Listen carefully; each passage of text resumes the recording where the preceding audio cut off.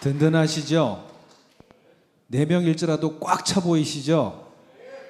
한 사람이 100명을 감당할 능력의 사람인 줄 믿습니다. 우리 교회의 기둥이에요. 이들이 직장에서나 가정에서나 어디에서 무엇을 하든지 하나님의 몸된 자녀로서의 역할을 감당할 수 있도록 함께 뜨겁게 기도해 주시기 바랍니다. 어느 날 트럭 한 대가 육교 밑에 끼었어요. 난리가 났습니다. 아수라장이에요. 주변에 모든 교통이 마비되고 미면이 빗발치는 거예요. 그래서 소방대가 출동하고 여기저기서 전문가들이 다 왔습니다. 일단은 견인차가 와가지고 이 트럭을 뒤에다가 연결해서 있는 힘껏 엔진의 소리를 높이면서 끌어냈는데 꼼짝도 안 하는 거예요. 소방차가 달려왔습니다. 전문 장비는 유압 장비까지 동원해가지고 이 차를 위에서 찍어 누르고 어떻게든 벌려서라도 낀 걸 빼내려고 하는데 안 되는 거예요. 그래서 전문가들이 모여서 회의를 합니다. 어떻게 하면 좋겠습니까? 저 트럭의 윗부분 상단을 잘라내서 그렇게라도 빼내야 되지 않겠습니까? 그거보다 저 상판을 살짝 분리해서 드러내면은 가능하지 않겠습니까? 사람들이 자기의 머리를 모아서 이렇게 저렇게 가능성을 살펴보고 있는데 한 꼬마이가 학교 끝나고 가다가 이렇게 보더니 그거 바람 빼면 되겠네. 그리고 시크하게 지나가는 거예요. 뭐라고요? 바람 빼면 되겠네. 무슨 바람? 타이어 바람 빼면 되겠는데 어른들이 괜히 골머리 썩고 있다는 거예요. 그래서 어른들이 장비 고무고 다 내려놓고 진짜 타이어 바람 쭉 하고 빼니까 낑겨있던 트럭이 살짝 내려앉으면서 스르르르 풀려나는 거예요. 사람들이 거기에서 멋쩍어졌습니다. 야, 이거 한다고 다리를 자르든지 차를 잘라내든지 도려내든지 아니면은 아스팔트 땅을 파내든지 어떻게든 큰 장비를 갖고 와서 이것저것 다 해보려고 했는데 오히려 복잡한 문제가 해결되는 방법은 타이어에 바람 하나 쏙 뺐더니 아무런 뿜고 필요 없이 해결됐다는 거예요. 여러분, 저는 오늘 이 말씀을 전하고 싶습니다. 때로는 우리가 너무 힘주고 살아가요. 큰 것만 될 줄 알아요. 능력 있는 장비가 있어야 되고 힘이 있어야 되고 가진 것이 많아야 되고 모든 것을 다 갖춰야 할 수 있다고 생각해요. 얼마 전에 좀 무서운 일이 있었는데 여러분에게 고백할게요. 우리 밑에 1층에 시트지 그 로고 붙여놨잖아요. 저거 정확하게 붙여야 됩니다. 전문가들이 어떻게 하는지 봅시다. 그리고 뭐 전문 장비 뭐 하고 그 중에 하나서 수평계 그냥 어설픈 수평계 말고 레이저 장비 하나 해가지고 적은 거라도 저렴한 거라도 하나 사서 해봅시다. 그래서 레이저 장비 그거 했네요. 근데 이게 막 덜렁덜렁거리고 난리가 난 거예요. 싸구려 중국산이라 레이저는 나오는데 지 마음대로야. 결국에는 어떻게 했는지 아세요? 그냥 4사람이 모여서 한 사람 줄자로 아래에서 높이 재고 같이 붙이고 저 뒤에서 요래요래 봐주니까 해결됐어요. 다 있어도 다 있지 않아도 되더라는 거예요. 하나님께서는 우리에게 때로는 그걸 요구하시는 것 같아요. 모든 게 필요한 게 아니라 단 하나만 있어도 가능하다. 여러분, 우리 인생에 내 힘이 다 빠져도 내가 이빨 빠진 호랑이가 될지라도 우리 하나님 한 분만 계시면 모든 게 가능한 줄 믿습니다. 오늘 우리에게 힘 빠진 것을 두려워하지 말라는 거예요. 하나님은 도리어 우리가 힘이 빠졌을 때 더 크게 일하시고 역사하시는 분이 우리 하나님이신 줄 믿습니다. 여러분, 우리가 첫 번째 읽었던 본문 사사기 7장이에요. 미디안 연합군의 수가 얼마나 많았습니까? 죽고 도망간 뒤에도 남겨진 인원이 13만 5천이래요. 메뚜기 떼처럼 바다가 모래처럼 많았다고 성경은 기록합니다. 여러분, 제가 중공군을 맞닥뜨려 보진 않았지만 6.25 전쟁 때 저 고지 위에서 기관총 하나 놓고 그 고지를 지키라고 어이없는 명령을 받은 사람이 그래도 기관총 하나 있으니까 다 할 수 있겠지. 그 무기 가지고 지키는데 진짜 메뚜기 떼처럼 몰려온다는 게 뭔지를 알 만큼 새까맣게 몰려오는 거예요. 그들을 볼 때 얼마나 무섭고 두려웠을까요? 그리고 그들을 볼 때 무엇으로 맞서야 된다고 생각했을까요? 똑같이 인해 전술로 맞서야 된다고 생각하지 않았을까요? 더 강한 무기가 있어야 된다고 생각하지 않았을까요? 그래서 더 끌어모았을 거예요. 그런데 그에 맞서는 기드온 군대는 고작 3만 2천이었습니다. 이 3만 2천으로 13만 5천을 맞선다? 어떻게 해야 될까? 더 끌어모아야 될까? 애들이라도, 아낙네들이라도 돌이라도 집어던질 수 있게 한 명이라도 더 차출해서 싸울 수 있는 인원을 꾸려야 될까? 여러분, 이게 우리의 당연한 생각 아닙니까? 언젠가 조선시대 전쟁의 한 단면을 그려낸 전쟁도를 민화처럼 이렇게 그려냈는데, 그 중에 한복판에 보니까 집 위에 아낙네들이 올라가 있는데 무엇으로 싸우는지 아세요? 집 위에 기와장으로 기와장 던져서라도 적군이랑 싸우는 거예요. 전쟁에 쪽수가 부족하면 안 되니까 어떻게 해라도 간용한 인원, 힘이 있든 없든 상관없이 그들이 싸울 수 있는 방법 모든 걸 다 간구해서라도 싸우게 만들었다는 거예요. 그게 전쟁이에요. 그게 전쟁에 이길 수 있는 작은 방편의 한 수단이라고 생각하고 모든 가능한 방법을 가동하는 거예요. 그런데 하나님은요, 정거꾸로 반대로 하시는 거예요. 여호와께서 기드온에게 이르시되 너를 따르는 백성이 너무 많은즉 내가 그들의 손에 미디안 사람을 넘겨주지 아니하리니 이는 이스라엘이 나를 거슬러 스스로 자랑하기를 내 손이 나를 구원하였다 할까 함이라. 너무 많다는 거예요. 하나님이 먼저 하신 말씀입니다. 너무 많으니 돌려보내라. 두려워 떠는 자들을부터 먼저 돌려보내라. 2만 2천이 떠나고 1만이 남았어요. 더 게임이 안 되죠. 이 정도면 됐습니까? 아니다. 그래도 부족하다. 또 하나님 말씀하시는 거예요. 백성이 아직도 많으니. 참 환장할 노릇입니다. 물가에서 한 번 더 추수리라는 거예요. 그리고 결국 남은 사람이 몇 명이요? 우리가 너무나도 잘 알지만 300명의 사람들이 남았습니다. 3만 2천에서 300명, 거의 99.99% 이상이 다 빠져나간 거예요.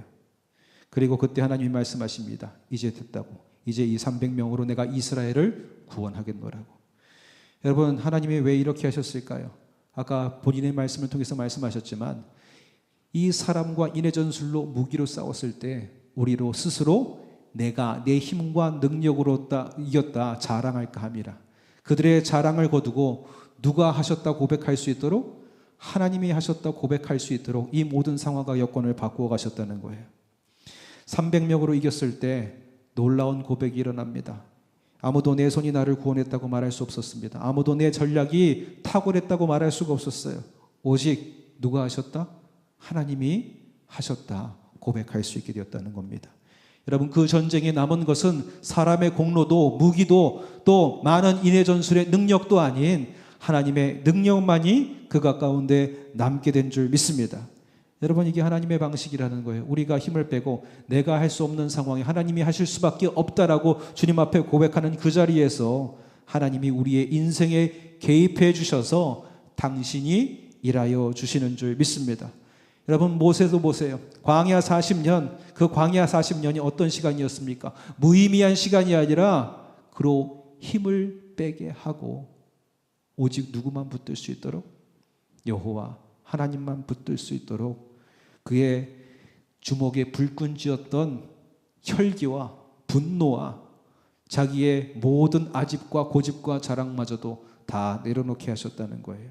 그리고 그의 입으로 스스로 나는 말도 어눌하여 아무것도 할 수 없는 무익한 종이라고 주님 앞에 고백할 때, 그때 이 모세를 통해서 이스라엘 백성들을 구원해내는 출애굽의 역사를 하나님이 시작했다는 거예요. 여러분, 엘리야도 그래요.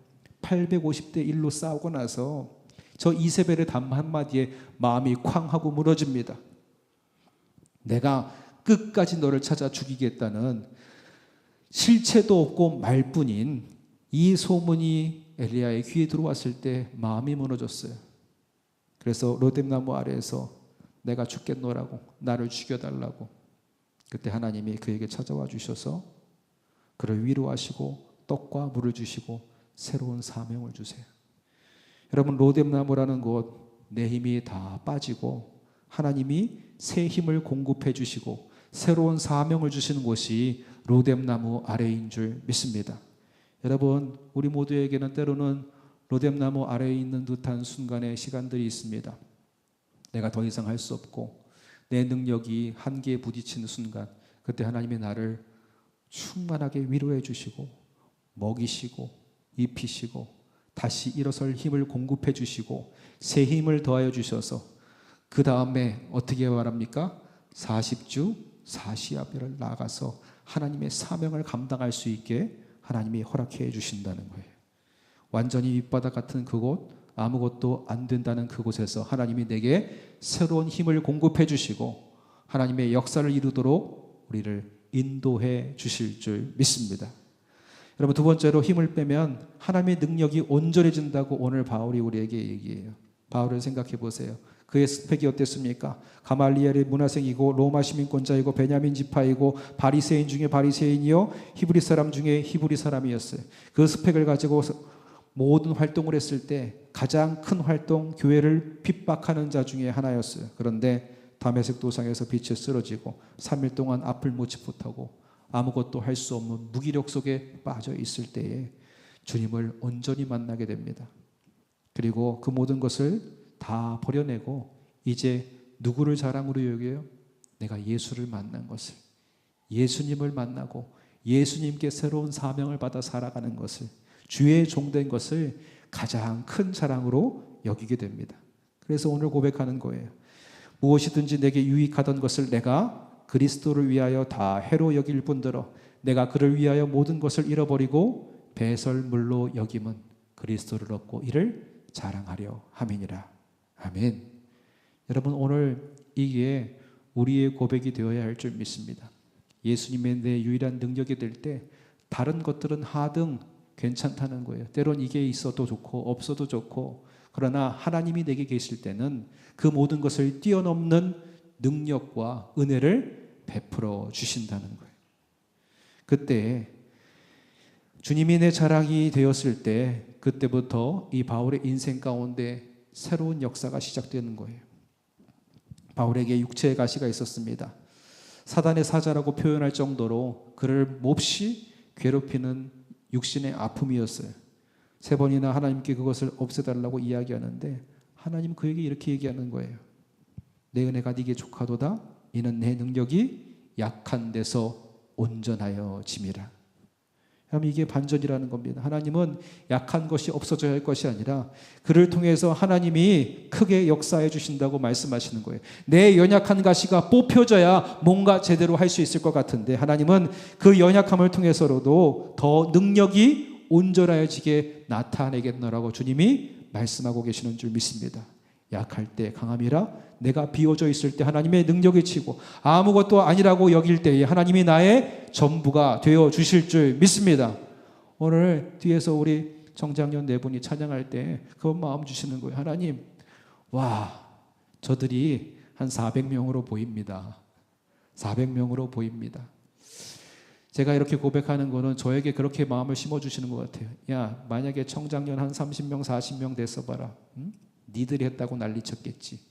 뭐 전도 전력이 좋았다고 얘기했겠지. 응? 그간의 부함의 역사가 우리의 자랑이 됐겠지. 그런데 오늘 우리로 다시 겸손하게 만드시는 분이 우리 하나님이신 줄 믿습니다. 이를 통해서도 역사하실 수 있는 분이 우리 하나님이신 줄 믿습니다. 우리 청장년 4사람을 통해서라도 더 크게 역사하시는 놀라운 은혜가 우리 청장년과 우리 청년부, 우리 부함의 모든 권속들의 믿음의 걸음 가운데 있게 되시기를 주님의 이름으로 축원드립니다. 여러분, 이게 놀라운 반전의 역사라는 거예요. 다윗도 그랬잖아요. 하나님 앞에 무기를 내려놓고 창과 갑옷을 다 내려놓은 다음에 만군의 여호와의 이름으로 나갈 때 그가 승리했습니다. 한 목사님이 선배 목사님에게 찾아와서 고민을 내려놓았대요. 이제 큰 목회를 감당하게 돼서 부담감도 있고 욕심도 생기는 거예요. 내가 잘해보겠노라고. 나도 이름을 떨쳐서 이 교회를 부흥시켜서 이 몇 년 안에 뭔가를 해서 큰 부흥을 이룬 목회자가 되겠노라고. 그래서 선배 목사님에게 찾아가서 내가 어떻게 하여야 큰 부흥을 이루고 이름을 떨치고 내 아버지 목회자 되신 아버지에게 부끄러움이 되지 않고 나를 키워온 나를 가르친 스승들에게 부끄러움이 되지 않는 그런 사람이 될 수 있을까요? 그랬더니 선배 목사님이 그러더래요. 적당히 하세요. 적당히 하세요. 처음에 그 말이 너무 서운한 거예요. 아니 내가 그렇게 정말 고민하면서 이게 진짜 내 고민이어서 찾아가서 간절하게 물었는데 하는 소리가 적당히 하세요라니. 근데 나중에 알았대요. 3년 동안 진짜 길을 다해서 이것저것 다 바자회고 전도 행사고 마당에다가 아이들 놀이기구니 조금 재정이 어려워도 막 때려 부어가지고 했는데 행사 한 번 할 때 행사할 때 사람들이 오잖아요. 북치고 장구치고 사람이 오잖아요. 그런데 무슨 일이 생기냐면 북치고 장구치고 해서 그런 행사로 왔던 사람들이 행사를 안 하니까 안 오더라는 거예요. 그럼 어떻게 해야 돼요? 또 오게 하려고 또 다른 행사하고 또 다른 행사하고 또 다른 행사하다 보니까 힘이 다 빠졌어요. 지쳤어요. 여선교회도 나가 떨어지고 청년들도 이제 조금 힘들어서 너무 힘들다고. 아니 왜 나만 계속 똑같은 일을 아무도 안 하는데 반복해야 돼? 여기저기서 아우성이 나오더래요. 그때야 선배 목사님의 그 얘기가 마음에 다시 들려오더래요. 적당히 하세요. 네가 하려고 하지 말고 누구에게? 하나님께 맡겨요. 목사가 행사로 전략으로 승부하는 게 아니라 무엇으로 승부해야 된다고요? 말씀과 기도로 승부해야 된다고. 하나님을 붙들어야 된다고. 하나님을 붙들어야 할 인생이 가장 먼저 하나님을 제껴놓고 네 전력과 능력으로 승부하려고 했다고. 여러분 이게 우리들의 대부분의 모습이에요. 그런데 오늘 하나님의 거기에 대한 힘을 빼게 하시는 줄 믿습니다. 잠깐 내려놓고 하나님께서 이루실 것을 보라는. 그러나 우리도 우리의 자리에서 최선을 다해야 할 줄 믿습니다. 아무것도 하지 말라는 것이 아니라 하나님이 나로 행할 수 있도록 나아가라고 명령할 때까지 거기까지 최선을 다해서 달려가고 최선을 다해 달려간 그 자리에서 하나님이 어떻게 일하시는지를 보라는 거예요. 하나님께서 이스라엘 백성들을 저 홍해까지 나아가라고 명령하십니다. 그리고 홍해 앞에서 막혀섰을 때에 우리가 더 이상 할 수 없는 그 자리에서 하나님이 일하심을 보게 하시는 분이 우리 하나님이시라는 거예요. 여러분 우리 부활의 재단 75년 역사를 향해서 달려왔습니다. 그리고 그 가운데는 숱한 어려움도 있었고 힘든 일도 있었고 사람의 지혜와 능력으로 해결해 보려고 했던 수많은 몸부림이 있었을 거예요. 그런데 오늘 이 자리부터 오늘 우리에게 말씀하고 계시는 줄 믿습니다. 너의 능력이 다한 그 자리에서 내가 일하겠노라고. 오늘 우리가 이걸 안다면 이제 우리는 뭐 해야 되겠습니까? 말씀을 붙들고 기도하고 찬송하며 하나님의 일하심을 구하며 나아가는 우리가 되어야 할 줄 믿습니다. 이제 여기에서 우리가 결단해야 될 거 있어요. 뭐냐면 마지막으로 우리의 주도권을 누구에게? 하나님께 드리는 거예요. 하나님 내가 나의 주도권을 하나님께 드리겠습니다. 여러분 사해 아시죠? 예전에 저희 외삼촌도 성지순례 갔다 오시면서 사진 한 장을 저한테 보여주셨는데 거짓말처럼 깊은 물 위에 둥둥 떠서 신문을 보고 계시더라고요. 이게 뭐예요? 여기가 사해야. 가고 싶더라고요. 못 가봤어요. 궁금해요. 근데 사해에 가서 처음엔 이제 다들 당황한대요. 거기에 들어가서 누굴 줄 알고 했는데 몸에 힘이 들어가지고 어우정치다가 허우적대다가 그 짠 거 먹고 막 눈 비비고 우웩거리고 한참 그렇게 난리 법석 치다가 한참 시간이 지나서 진짜 힘을 빼면 사르르 몸이 뜨는 걸 경험한다는 거예요. 그런데 어설프게 그런 경험이 없잖아요. 한 번도 거기서 온전히 힘을 빼본 경험이 없잖아요. 그러니까 어설프게 힘주다가 허부적대다가 물 먹고 눈에 짠물 들어가면 난리가 난다는 거예요. 다른 노력 필요 없다.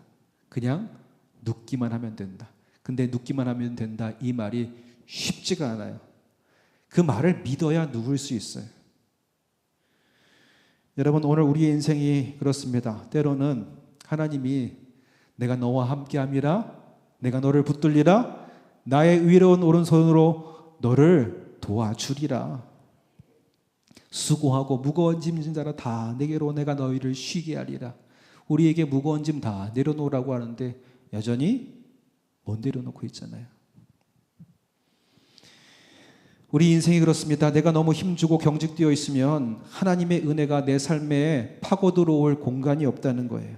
그런데 내가 삶에서 힘을 빼고 하나님께 내 삶의 영역을 내어드릴 때에 하나님의 일하심이 순풍과 같이 나의 삶 가운데 임하게 될 줄 믿습니다. 여러분, 힘을 빼는 것, 이게 꼭 신앙의 영역말은 아니더라고요. 운동할 때에도, 수영할 때에도, 야구를 할 때도, 꼭 야구 그 배팅을 하거나 또 골프에서 스윙할 때 꼭 많은 코치나 감독들이 하는 얘기가 뭐라는 거예요? 야, 힘 너무 들었어. 힘 빼. 오케이, 힘 빼, 힘 빼, 힘 빼. 힘 빼고 하는 거예요. 힘 빼고. 불필요한 힘을 너무 꽉 쥐고 있으면은 부상당하기 쉽다는 거예요. 불필요한 힘을 빼고 그 힘이 온전히 전달될 수 있도록 하는 것. 여러분, 오늘 우리가 불필요한 힘을 뺄 때에 하나님의 능력이 우리의 삶 가운데 온전히 전달될 수 있게 될 줄 믿습니다. 한계를 넘어서는 공통된 비결은 다 힘을 빼라는 거예요. 야곱도 그의 힘이 다 빠지고 하나님이 그의 환도표를 쳐서 주님 앞에 무릎 꿇을 때에 하나님께서 그의 이름을 새롭게 바꾸시고 그 인생 사기꾼과 같이 남의 발목을 붙들고 갔던 그 인생을 뒤집어 바꾸셔서 하나님이 이끄시는 인생으로 바꾸어 주셨잖아요. 힘이 다 빠진 그 자리에서 하나님의 이름을 바꾸어 주셨고요, 인생을 바꾸어 주셨고요, 역사를 바꾸어 주셨어요. 여러분, 오늘 우리 인생 앞에 무엇이 있습니까? 애굽의 철병거가 쫓아오고 있는지요? 13만 5천이라는 저 모압의 군대들이 우리를 압도하고 찾아오고 있는지요? 힘내서 내가 한번 해보겠노라고, 내가 저걸 다 감동해 해보겠나라고 내가 욕심을 부려서 한 발짝 나가는 순간 우리는 무너집니다.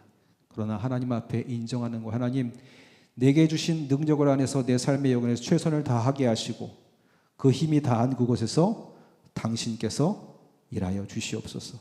오늘 우리가 하나님 앞에 이렇게 기도할 때에 주께서 역사하여 주실 줄 믿습니다. 오늘 하나님 앞에서 내 삶의 주도권을 드리시기 바랍니다.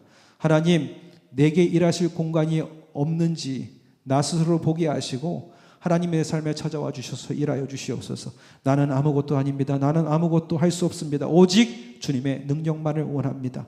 주님이 내 삶의 주인이오니 나의 주인 되어 역사하여 주시옵소서. 이 고백을 통해서 하나님이 내 삶에 개입하여 주셔서 당신께서 일하여 주시는 줄 믿습니다. 여러분, 저도 목회의 여정 중에 많은 것들을 경험하지만 진짜 아무것도 할 수 없다고 생각하는 그 순간 두 손 들고 주님 앞에 무릎 꿇었던 순간에 하나님이 일하심을 보게 되는 순간이 있습니다. 코로나19 중에 예배할 수 없는 자리였어요. 심지어 광림교회가 제1호 주요 관찰 대상, 그래서 교회 주변에 또 교회 안에 사복을 입고 교회에서 예배를 드리는지 안 드리는지 죄송해요. 감시하는 거예요. 예배 드리지 못하도록. 그래서 공권력 사회 안에서 그 긴장감 속에서 우리가 어떻게 될까? 그러나 우리가 예배를 온전히 포기할 수는 없다. 그렇다고 해서 예배에 대한 두려움으로 있는 자들을 억지로 끌어다 놓을 수는 없다. 우리가 기도하고 내배하고자 하는 자들에게 우리가 처소를 열어주고 두려워하는 자들에게 저들을 위로하고 격려할 수 있도록 그렇게 하나님 붙들고 기도하기로 했어요. 근데 처음에는 우리 교회 교사들 중에도 의사가 많았고 간호사들이 많았기 때문에 이거는 절대로 하면 안 됩니다. 예배하면 안 됩니다. 반대했던 사람들이 하나 둘씩 자리에 찾아와서 예배를 지켜주기 시작했어요. 그 몇몇이 모여서 온라인 방송을 시작하고 아이들이 온라인으로 또 현장에서 양각에서 예배할 수 있도록 사람들이 힘을 모아주기 시작하더라고요. 그런데 그 전까지는 제가 어떻게 해보겠다고 사람들 만나서 이야기했다가 더 큰 불씨가 돼가지고 목사가 애들이 생명의 위협을 빠질 수 있는데 억지로 와서 가장 위험한 현장에 아이들을 끌어모으려고 한다고. 부모들에게 얼마나 원성을 들었는지 몰라요. 그런데 두 손을 모으고 하나님 저 죽겠습니다. 아무것도 할 수가 없네요. 하나님 도와주세요. 그랬더니 그 중에 마음 모은 사람들을 보내주셔서 예배할 수 있게 예배당을 열어주시고 하나님이 힘을 더해주시고 위로해 주시더라고요.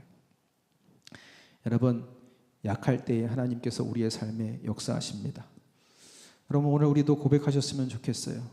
오늘 우리의 삶 속에 주님이 함께해 주셔서 우리 보암에 우리가 너무나도 잘 알잖아요.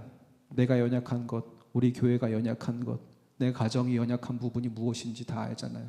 그런데 여지껏 이걸 감추기 위해서 살아왔어요. 드러내지 않기 위해서 살아왔어요. 부끄러움이라 여기고 다른 교회 잘 되는 것만 그렇게 해야 된다고 여기며 살아왔어요. 그런데 오늘 말씀하시는 겁니다. 그 약함을 통해서 내가 일하겠노라고.